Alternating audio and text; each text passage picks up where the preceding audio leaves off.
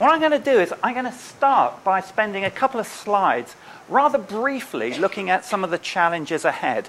And I think everyone in this room realizes that there are major issues ahead. So I'm not going to dwell inordinately on sort of the wallowing in some of the bad news ahead, but then move on more rapidly to what I think needs to be done in the future, and concentrating on some of the production side issues, but trying to look more broadly, not only at production, but the food system as a whole. So let me launch into what's coming up ahead. And essentially, as many people have said, what we're going to see in the next couple of decades is both increasing demand and supply-side threats. Now, as Sandy said, my background is in population biology, and the figure on the screen there is the UN's projection on population going into the future. And if one actually looks at it, there is substantially good news there.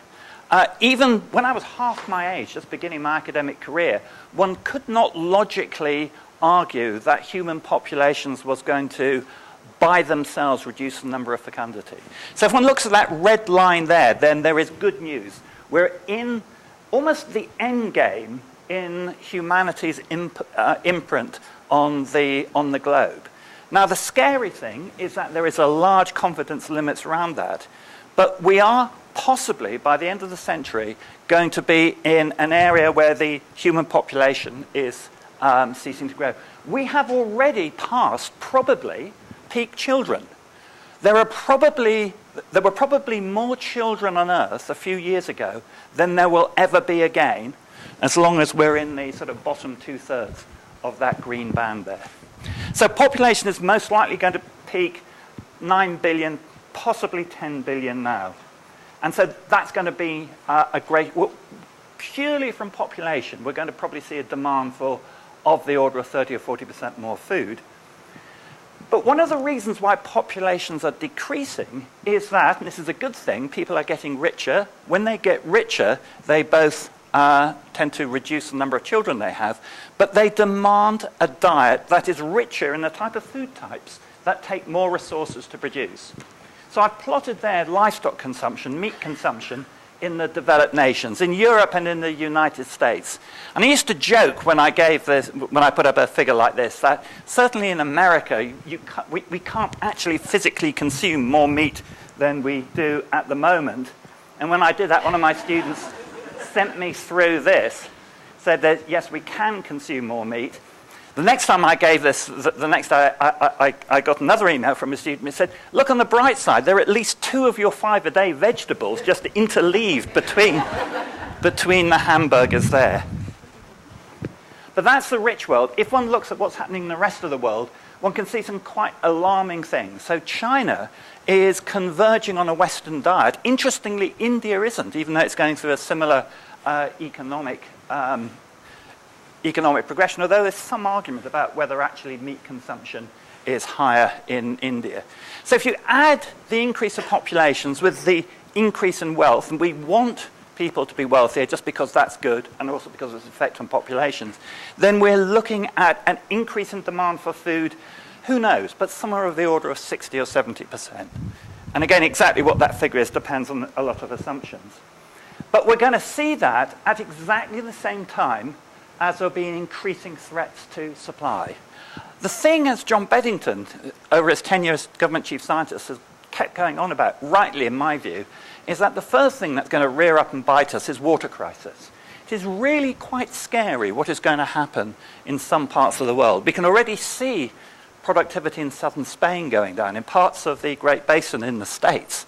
If you go to northwest India, a place which is a sort of breadbasket at the moment, an area where there's been enormous development, poverty eradicated, the water tables in those areas are going down metre by metre each year. Wheat will not be produced there in 10 years' time. So there are major threats. There's increased competition for land, just as there are more people around. And we look after land in many places so badly that land degradation is a real issue. Everyone knows here about the threatened climate change, the gradual warming. There will be both winners and losers from that. But all the integrated assessments tend to, well, all point out that the losses will be greater than the wins. And what's also worrying is that the more recently integrated assessment, the better the data that's included, then the greater the pessimism about what climate change will do to yields. And we're already seeing issues with extreme events. That slide there is a maize crop in the States last year, which is already affecting global grain prices. It's already affecting the livelihoods of livestock farmers in the UK. And down below is an example of flooding. And many of these threats to supply are amplified by the way we respond to it.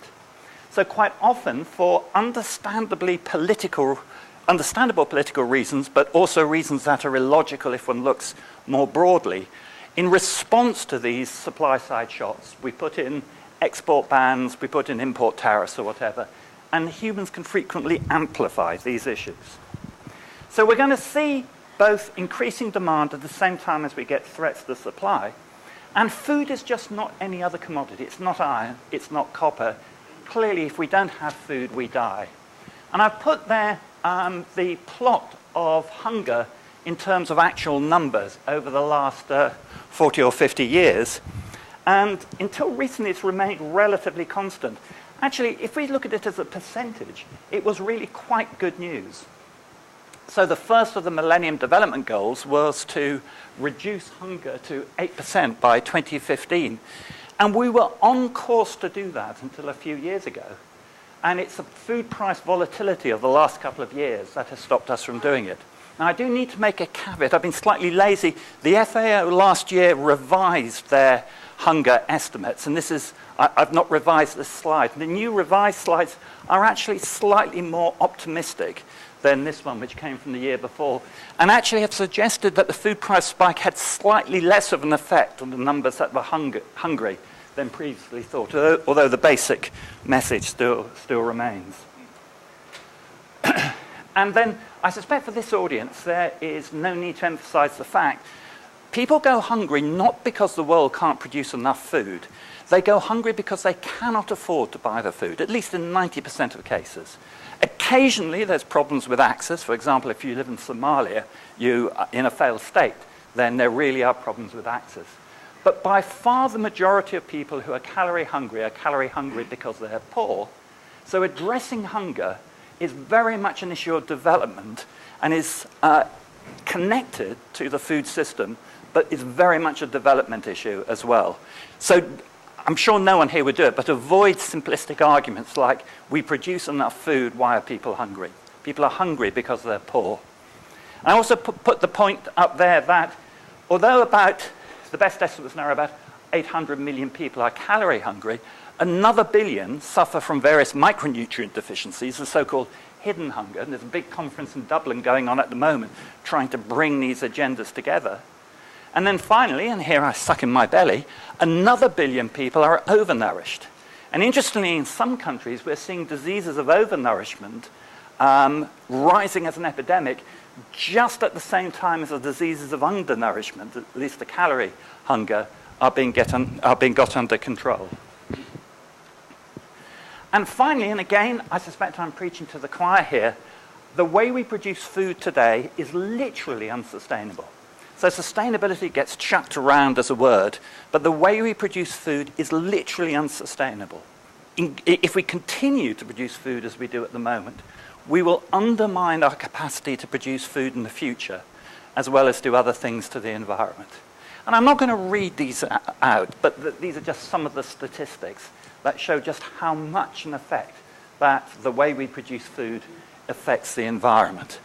So we clearly have to rise to the challenge of demand going up at a time when supply is threatened.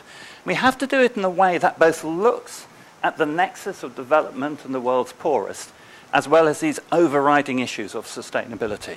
We have to solve the problem for good, not just a sticking plaster for the next decade or so. Now, I had the privilege of being involved in the UK Foresight report on the future of food and farming, which reported about 2 years ago. And what I'm going to say now sort of is some of the conclusions that came out of it, leavened by what's happened in the 2 years since then. And very much what we tried to do in that report is to look at the food system not just as an issue of agricultural science, not just as an issue of trade or whatever, but to look at it systemically as a system, as a food system, and to look not only at food security, but how it interacted with these two major agendas, that of sustainability and that of the needs of the poorest.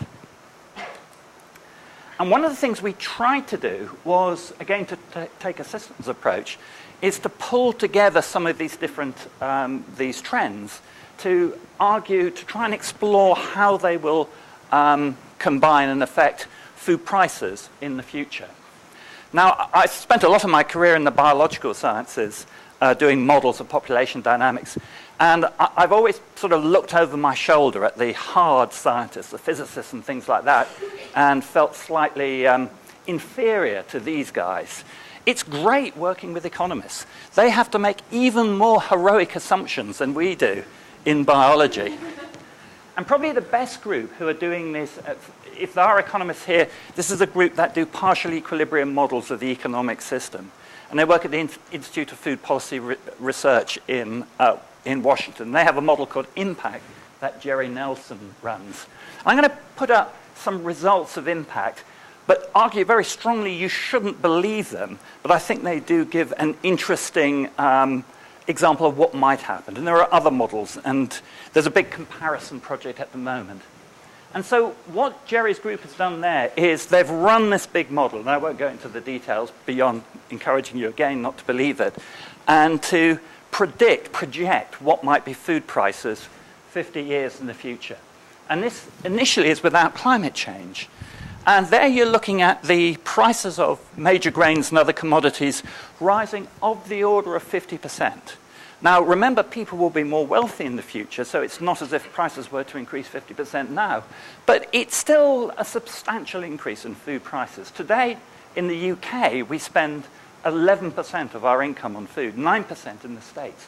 Never since money has been invented has a community spent lesser of their wealth on food than we do in the rich world today. So those type of price rises going up ahead would be easy for us in the rich world to incorporate, much, much harder, both for the poor parts of our society and for poor countries.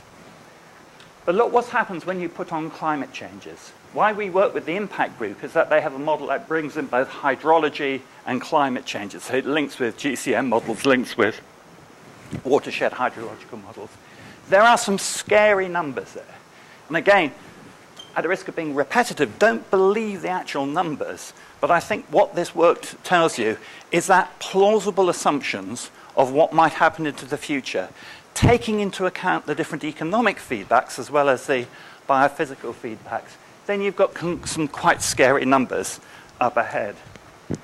And if you look what's happening recently, we are seeing an area of food price rises and food price volatility that is new over the last 40 years. If you go back further than 40 years, those of you who can remember the oil crisis of the 70s, then we're still in an area where we have experience. But these are examples of food price volatility that are relatively new. And I suspect that we are beginning to see the first underlying market fundamentals, demand especially from Asia, going up and affecting what we're seeing. So within the Foresight report, we placed a lot of emphasis, as previously the Royal Society report that David Bolcom chaired, Reaping the Benefits, on the idea of sustainable intensification. The goal that we do need to increase yields, which has been a venerable goal in agricultural science, but we need to do this in a slightly different way, well, in a radically different way, rather, that we need to increase yields, but simultaneously have less effects on the environment. And a series of reports came out about the right time, so we did, Reaping the Benefits, I put up a few others, FAO, a private sector one from France, all underlying this issue of increasing yields, but simultaneously having less of an input on the environment. And this goes by the rubric of sustainable intensification. And as is the want of these things, then this has led to a reaction. And I've just put up two there. So one is from Compassion in World Farming, who says sustainable intensification, it is an oxymoron. Particularly those who work on animal welfare find the mere notion of intensification, the word intensification, concerning. And then Friends of the Earth called it a wolf in sheep's clothing, an analysis of sustainable intensification of agriculture, who largely argued that it was a way of arguing for genetic modification. So what I'm going to do over the next 4 slides is quite briefly try and argue why I think sustainable intensification, and feel free to give it a different name, but what I call sustainable intensification actually should be an absolute priority to the way we organize our research in the agricultural sciences going ahead. I'm going to come back to this later, but one of the arguments we made in Foresight, again many other people have made it, is that if you take seriously some of the challenges that I described in the first few slides, then we do not have the luxury of saying that we can address food security simply by producing more food, simply by changing diets, simply by looking at waste. We need to do all these things. We need to advance on all fronts, but this does include producing more food. Now, I suspect many people, well, no one in the audience would think that that's controversial, but there are some NGOs who have argued that actually all we need to do is to redistribute food, all we need to do is to change diet, all we need to do is to reduce waste. Yes, we need to change diet, yes, we need to reduce waste, but it is the height of folly and dangerousness to argue that you can just do that without doing food, without looking at food as well. But I think when, and especially the plant sciences audience, argues that we need more research into increasing yields sustainably, it's really important to say that we need to do this, but it's not just production. Production is neither a silver bullet, nor is it special pleading by the agricultural sector. And just a brief technical point here, my view is that one shouldn't be arguing for increasing production per se within the agricultural sector. One should be arguing for having an agricultural sector that can respond efficiently and sustainably to the price signals. So the first argument, which I hope you accept, is that producing more food must be part of the argument. The second argument is that we have very limited new land for agriculture. Well, actually, that's not quite true. We could cut down the Amazon. We could cut down the Congo. We could convert all of the Cerrado. But if you look at that logically, if you look at the public good costs of doing something like that, as Lord Stearns said in the Stearns report a few years back, the best way to get carbon into the atmosphere is to drain a marsh or cut down a rainforest. If you look at these, then extending agriculture into new lands cannot be other than a very minor contribution to this. And that's not to say that restoration of agricultural land shouldn't be a priority. And just a brief technical point, this is the argument that there is no new land for agriculture is controversial, but it's largely controversial because people don't agree what new land is. So OECD, for example, says there's lots more land for agriculture. Actually, they're talking about degraded land. And in addition to the fact that there isn't, that I'd argue one shouldn't convert land, there's going to be increasing competition for land from urbanizations and also from biofuels daftness. And I'm not going to talk about biofuels any longer because people tend to come in with white coats and drag me out and talk about rich country policy on biofuels. And we have to take these indirect land use things sensibly. So the other thing that people worry about calls for sustainable intensification, especially from the NGO world, is they see sustainable intensification and they see it like that. They see the intensification, they don't see the sustainability. And this is sometimes fostered by part of the industry who says, well, actually what we're doing at the moment is sustainable intensification. We're doing marginal improvements to the environmental footprint of agriculture, and we're making it economically sustainable. And I think this is wrong. I think calls for sustainable intensification are genuinely radical. if taken seriously. We're really wanting the agricultural system to transform itself in the next couple of decades, to dramatically reduce its use of water, its greenhouse gas emissions, its use of fertilizers. And we want to do it both for the reasons that we need to increase food sustainably, but if anything, one wants to do even more so that one can spare some land. There are some places where, at the moment, agriculture uses so much inputs, one will need actually to reduce that, even if in some cases there's a yield cost there. And then I think, as someone who cares passionately about biodiversity, there are large chunks of biodiversity that can only be preserved in outside agricultural land by land sparing rather than land sharing. And one needs to have enough yield growth that one can preserve that, both because of the ecosystem services provided by biodiversity, but also, I'd argue, even if it's slightly unfashionable, that we as this generation have a duty to preserve biodiversity, irrespective of any economic consequences. And finally, sustainable intensification, I'd argue, is a goal. It's not a trajectory. So it seeks to work out how to do it. It should be evidence-based, and it should be context-specific. It's not, we must do westernized high-tech agriculture everywhere. It's not that we must do via campesina agroecology everywhere. It's a research goal to try and work out what happens. It should take the best from conventional high-tech, from agroecological, from organic. It should take what works without any prior assumption. So what would this look like in practice? So there are two main groups, two main elements of this. The first is closing the yield gap. So it's making use of the knowledge that we have already. I've plotted there current wheat yields. This is some data from Brunsma at the FAO. France, USA, Argentina, and Kazakhstan. And you can guess, or well, you can calculate what the maximum yield gap, what the maximum yield might be given the local climatic and soil conditions there. And you can see that in France, probably the most efficient wheat producer anywhere in the world, it's right up. To get that last bit is probably economically completely infeasible. They're probably above the economic threshold at the moment because of the way we support agriculture in Europe. USA, there's a big yield gap there, but that's slightly odd because wheat is a complex crop in the States. But look at Argentina and Kazakhstan. There are major yield gaps there. We can do a substantial amount by just employing existing technology.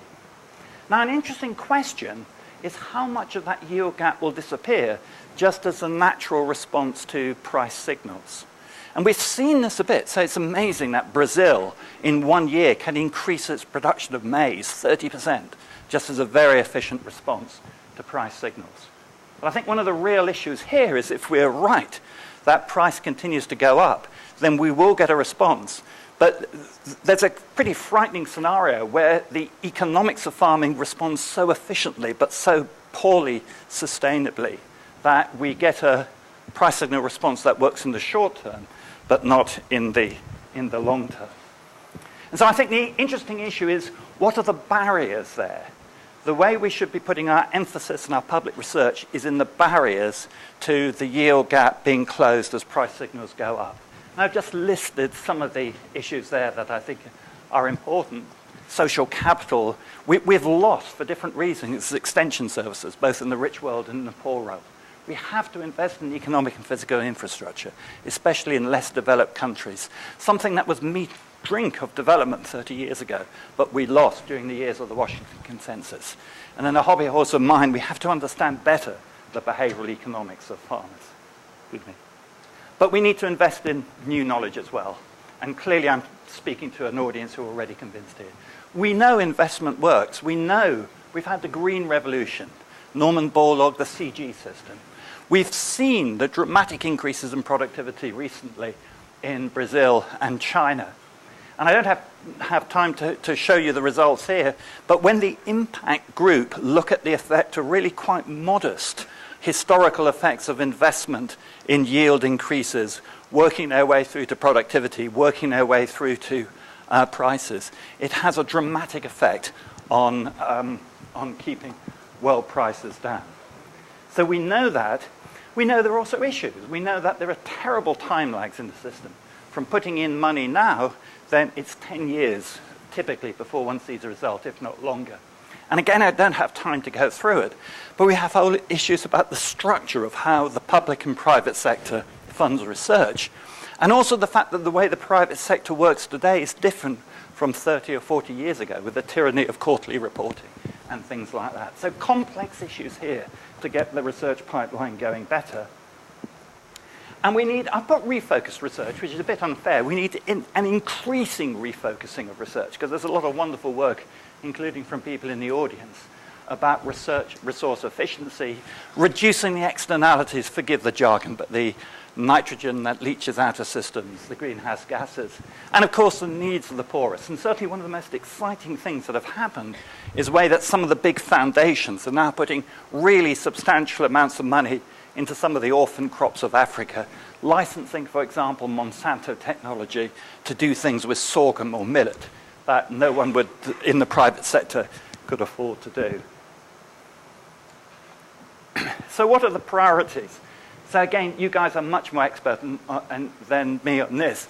Here's what I'd say. So clearly we need modern biotech, including but not exclusively GM.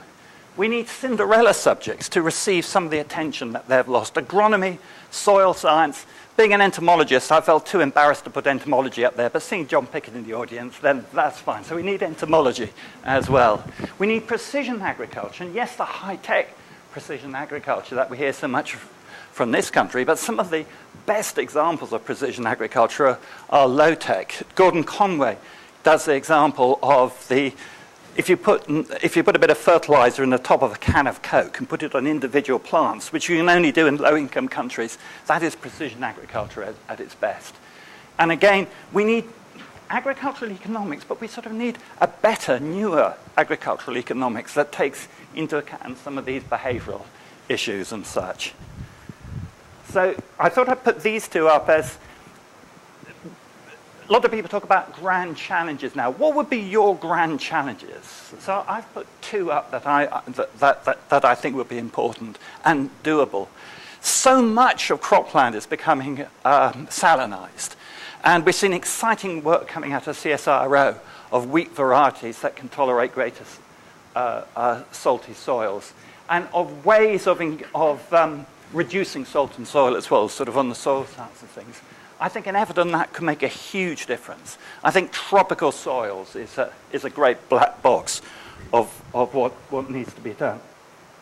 And then I've also, again, for a challenge, what might be the game changers, the sort of unknown unknowns?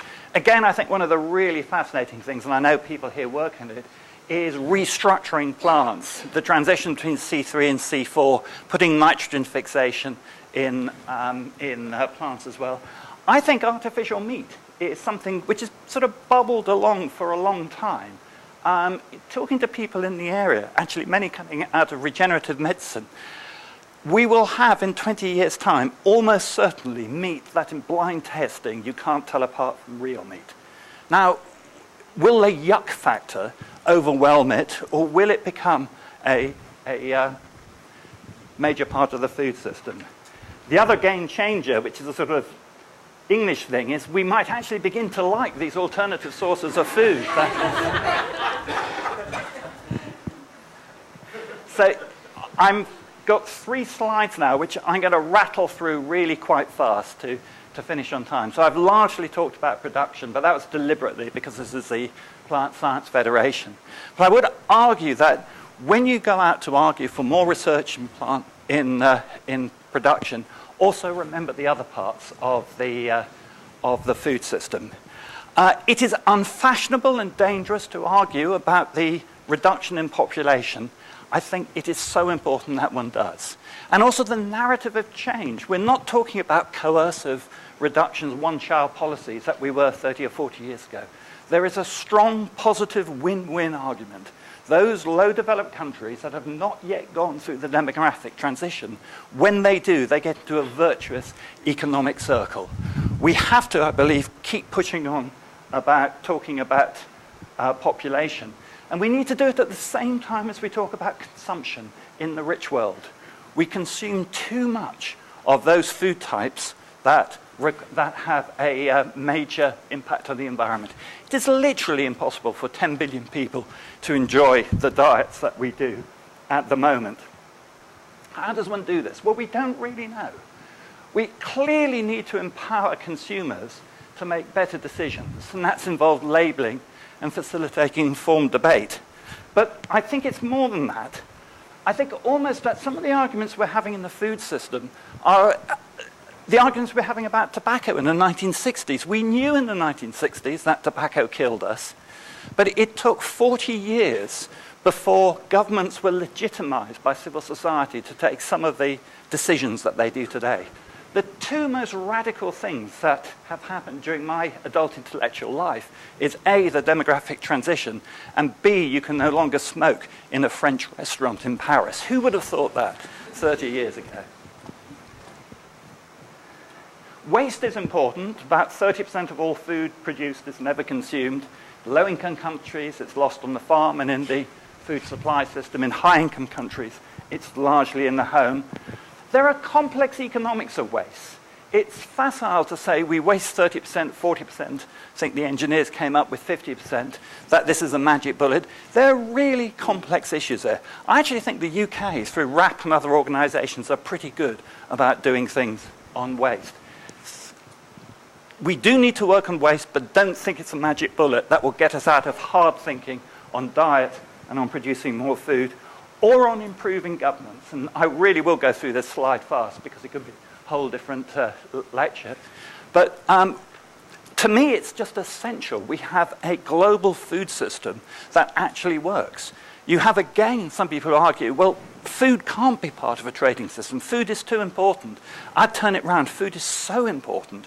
We have to get, as Joseph Stiglitz, the economist, says, we have to get globalization to work in favor of these public goods. We just have to have a trade system that allows different countries to make use of their comparative advantage. Put yourself in the position of the agricultural minister in Egypt, the country that produces more wheat than any other country. If the global food system the global trade system in food broke down, you would have real problems in Cairo. And these are some of the things that I believe we have to do. And as I say, I don't have, excuse me, I don't have time to talk through them in any detail. So to conclude,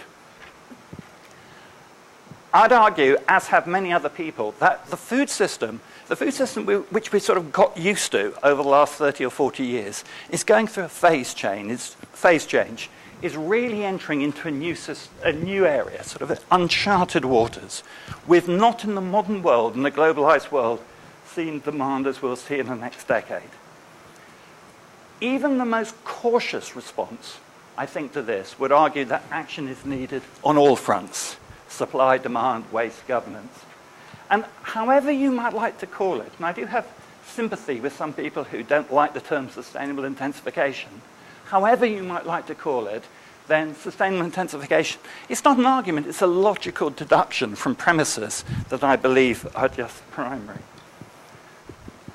We have to reverse our drop in investment in the agricultural sciences, both in the high-tech but also in those forgotten subjects as well. And I think the final point I'd make is whatever you care most in. I mean, my background is an ecologist in biodiversity. I mean, I just love biodiversity. Many people campaign passionately for human rights, campaign passionately for development, campaign passionately for the seas. Whatever you care about, if we fail on food, we fail on everything. So getting food right is just critical, and plant sciences has such an important contribution to make. Thank you.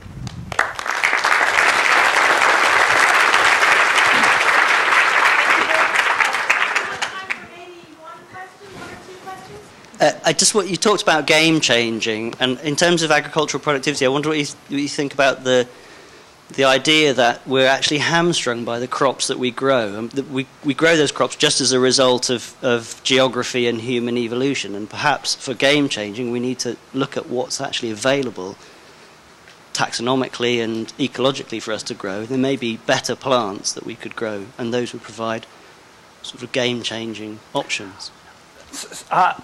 That's a really fascinating question, and I suspect there are people here who know far more about it. The sort of three or four crops that we really do rely on, they are the outcome of 10,000 years informal selection, sort of 500 years really intensive selection. So maybe if you were starting from scratch, you might choose a different pattern of crops. But the sort of investment that had gone into them, I suspect, means that they are particularly good. But I do agree with you that especially if one's sort of looking about agriculture in the Sahel or in some of these marginal areas where probably however water efficient your maize is, you're never going to get it out there, then renewed attention into the sorghums, the cassavas, the millets is going to be very valuable. And the fabulous thing about modern genetics is that so much of what's been developed on the wheat, the rice and maize can be transferred, not automatically, but increasingly easier to these other crops. I forgot to say how important potatoes were. Thanks very much for that, Charles. So are all biofuels bad? I mean, of course,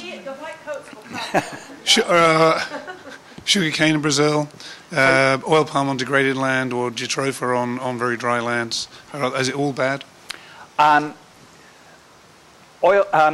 Sugarcane in Brazil is the only biofuel at the moment that could survive without subsidies.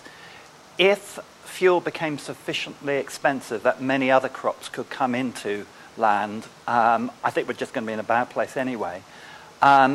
Oil palm on degraded land, well, it's not really on degraded land.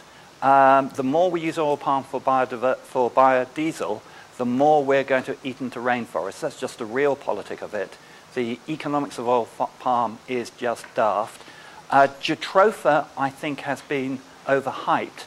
It needs much more water than people thought, and where it's actually been put into use, it's been put into use in areas where it's either competing directly with crops or it's reducing the water table. That's having indirect effects on crops. So, Jonathan, you're right for pulling me up. That was a sort of slightly flipped comment to say that all biofuels are bad, but the vast majority of them are. And I also worry about second-generation biofuels. If we actually found a way about making money out of scrub, then I do worry about a lot of pretty poor forestry being converted into biofuels with problems for the standing carbon. I mean, we need to stop carbon getting into the atmosphere in the next 50 years, and second-generation biofuels may work directly against that. And I'm not sure third-generation biofuels, the sums add up at the moment.